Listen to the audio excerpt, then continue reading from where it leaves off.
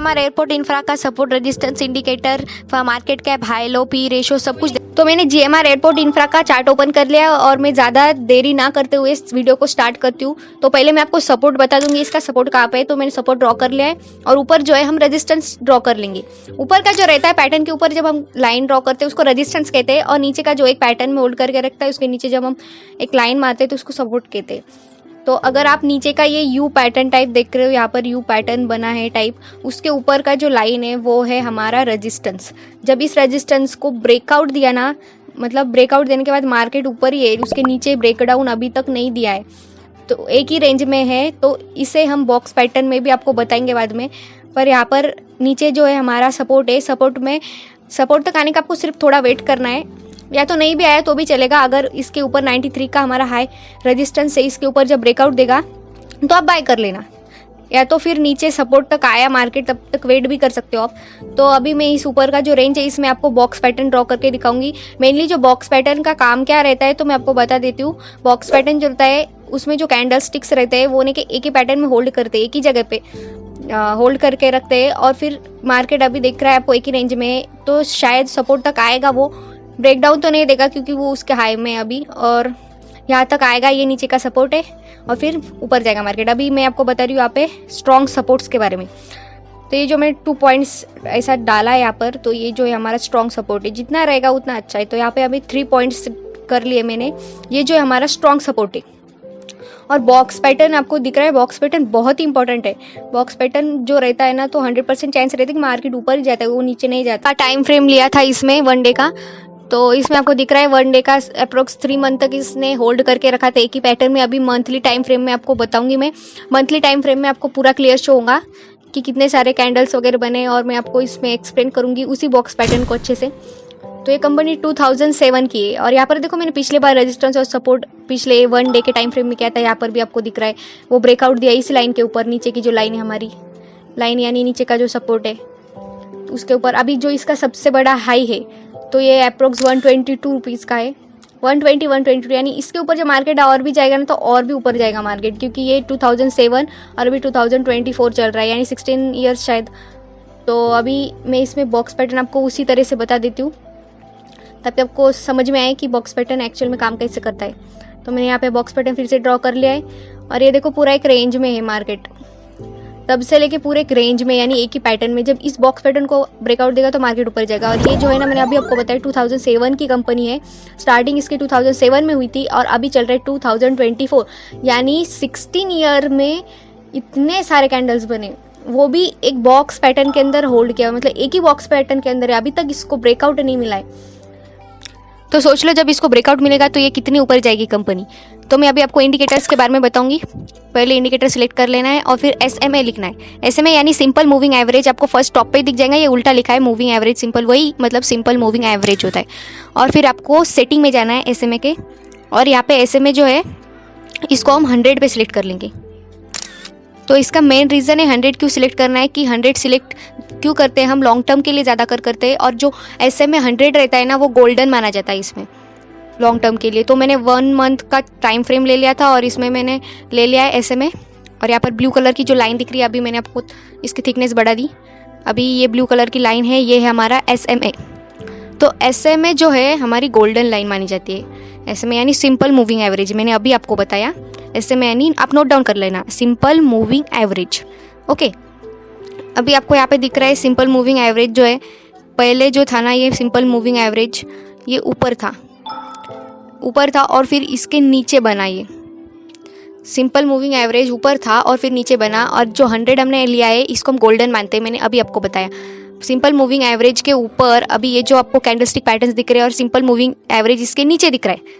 Simple moving average की वजह मैं ऐसे में बोलती हूँ, यानी कैंडल्स ऊपर बनी है और ऐसे में नीचे, यानी यहाँ पर स्ट्रॉन्ग बाय रहता है। जब ऐसे में और कैंडल जब टच होती है ना उस टाइम में आपको गोल्डन बाय रहते हैं, आप वहाँ पे बाय करना है, और वहाँ से अगर आपने बाय किया होता ना, देखो कितना मार्केट ऊपर गया है। जब ऐसे में उसको क्रॉस ओवर करके नीचे जाती है, इधर है ना ये रॉन्ग है, ऐसे में ऊपर नहीं होना चाहिए, ऐसे में कैंडल्स के नीचे होना चाहिए कभी भी। तो जब ऐसे में लाइन उसको टच करके कैंडल्स के नीचे ब्रेकआउट दे रही है और कैंडल्स आपको ऊपर जाते हुए दिख रहे, तभी उसके नीचे पे आपको बाय करना है। तो ये हमारा गोल्डन ऐसे में हो गया। तो इसको ज़्यादा कर 100 पे यूज़ करना है आपको, क्योंकि आप लॉन्ग टर्म में ले रहे हो। तो GMR जो है हमारा लॉन्ग टर्म के लिए सबसे बेस्ट है, ये मैंने अभी आपको बताया। अभी मैं आपको बताऊंगी इसके, तो मैं बताऊंगी GMR के फंडामेंटल, जैसे कि market cap, current price, high low, stock P. तो मार्केट कैप है 51,000 करोड़ रुपीज़ है, और अगर आप करंट प्राइस देखोगे तो इसका 85 रुपीज़ यानी जो प्राइस चल रहा है अभी, और इसका हाई है 94, यानी रेजिस्टेंस लेवल का जो हम पकड़ेंगे अभी के लिए 94 है, नहीं तो मैंने आपको पहले बताया था 122 हाई है इसका। तो मैं अभी आपको एक चार्ट दिखाऊंगी। तो इस चार्ट में है क्या, तो इस चार्ट में जो है 1 ईयर का डेटा है, जिसमें प्राइस और DMA है। तो मई से लेके नवंबर 2023 तक यहाँ पर डेटा दिखा रहा है। तो मैं जो सिलेक्ट करूँगी 200 DMA, तो 200 ही क्यों यूज़ करूँगी, डेली मूविंग एवरेज यानी DMA होता है। तो डेली का जो मूविंग एवरेज होता है, जैसे कि हम ऐसे में यूज़ करते हैं सिंपल मूविंग एवरेज, आप ये नोट डाउन करो, डेली मूविंग एवरेज DMA, यानी यहाँ पे मैं लिख देती हूँ डेली मूविंग एवरेज। आप नोट्स बना सकते हो, ऐसे लिख के रखना ताकि आपको याद रहे। तो अभी ये जो नीचे की लाइन जो है ये है हमारा DMA यानी डेली मूविंग एवरेज। मैंने इसको 200 पे लगाए, तो 200 पे लगाए, तो 200 जो रहता है हमारा लॉन्ग टर्म के लिए बेस्ट रहता है, इसलिए 200 यूज़ करना आप लॉन्ग टर्म के लिए। और इस बीच में का जो डिफरेंस है ना, इसके ऊपर जो दिख रहा है आपको ये है प्राइस, और इस दोनों के बीच में डिफरेंस होना चाहिए, तभी आपको ये बेटर रहेगा।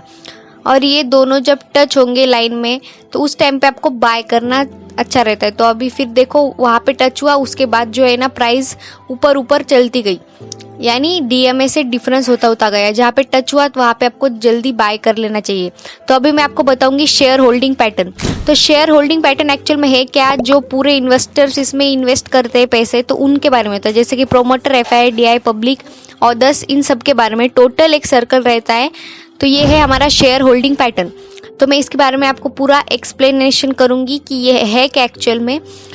तो इसमें प्रोमोटर रहते हैं, तो प्रोमोटर जो है इसमें 59% है, प्रोमोटर है 59%, जो कि आधे से भी ज़्यादा है इसमें, यानी कंपनी ने इसमें प्रोमोटर्स ने 59% इन्वेस्ट किया है। और FII, तो FII आपने सुना भी होगा शायद, या तो नहीं भी सुना होगा। तो FII का मतलब है फॉरेन इंस्टीट्यूशनल इन्वेस्टर। आप नोट डाउन कर लो ताकि आपको याद रहे, ये फॉरेन इंस्टीट्यूशनल इन्वेस्टर एक्चुअल में होते कौन है, तो मैं आपको बताऊंगी बाद में। अभी ये जो है 27% FII, तो 27% मतलब बहुत होता है।